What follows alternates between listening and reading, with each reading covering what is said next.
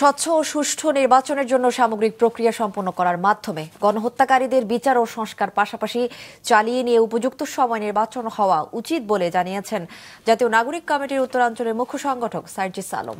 দুপুরে বিচার সংস্কার ও জুলাই ঘোষণাপত্রের দাবিতে নীলফামারীর ডোমারে পথসভায় তিনি এই কথা বলেন। এ সময় তিনি আরও বলেন, অভ্যুত্থান পরবর্তী সময়ে যদি স্বচ্ছ ও সুষ্ঠু নির্বাচন না হয় সেটি কলঙ্কে পরিণত হবে। ফ্যাসিস্ট হাসিনার সময় নির্বাচন প্রশ্নবিদ্ধ হয়েছিল বলেই জুলাই গণ অভ্যুত্থান হয়েছে, তাই অভ্যুত্থান পরবর্তী নির্বাচন অবশ্যই স্বচ্ছ ও সুষ্ঠু হতে হবে বলেও জানান তিনি। পথসভায় এনসিপি ও বৈষম্য বিরোধী ছাত্র আন্দোলনের নেতাকর্মীরা উপস্থিত ছিলেন।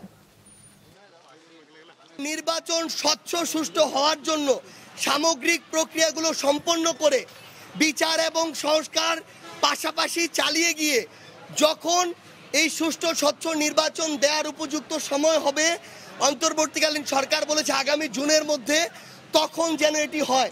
দ্রুত নির্বাচন হবে, স্বচ্ছ সুষ্ঠু হবে না, তাহলে ওই নির্বাচন অভ্যুত্থান পরবর্তী সময়ে একটি কলঙ্কে পরিণত হবে।